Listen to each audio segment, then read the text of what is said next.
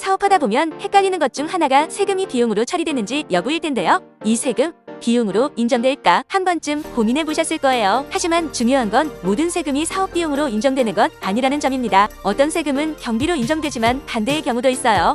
이걸 제대로 몰라서 불필요한 세금을 내거나 신고할 때 실수하는 경우가 많으니 조심해야 해요.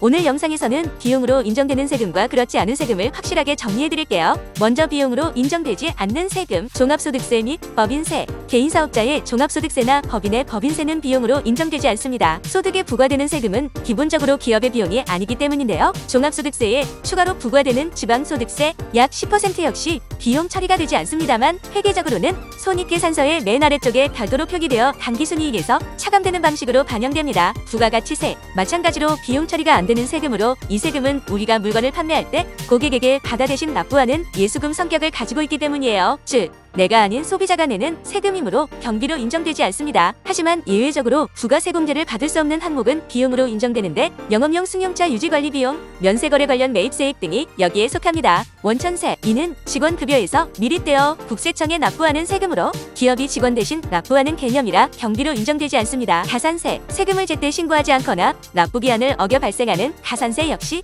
비용으로 인정되지 않는데요. 이는 벌금이나 불이익의 성격을 가지기 때문에 절대 경비 처리를 할 수 없어요. 따라서 사업을 하면서 세금을 늦게 납부하는 일이 없도록 주의해야 합니다. 다음으로 경비로 인정받을 수 있는 세금 알아볼게요. 부동산 관련 세금.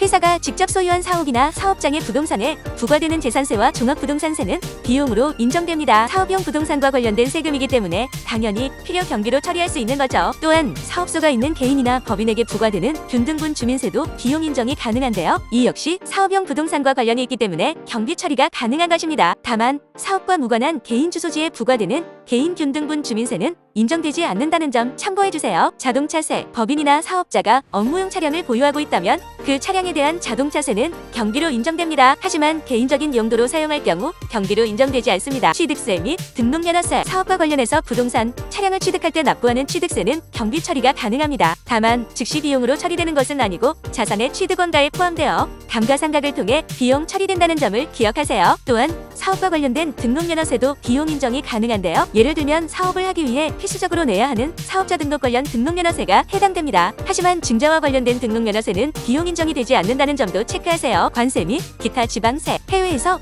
물품을 수입할 때 발생하는 관세는 사업과 직접적인 관련이 있기 때문에 비용으로 인정됩니다. 또한 지역자 원시설세, 지방소득세, 종업원분 등 사업 운영과 직접 연결된 지방세도 경비 처리할 수 있어요. 마지막으로 비용으로 인정되는 세금 대 인정되지 않는 세금, 표로 살펴보고 가세요.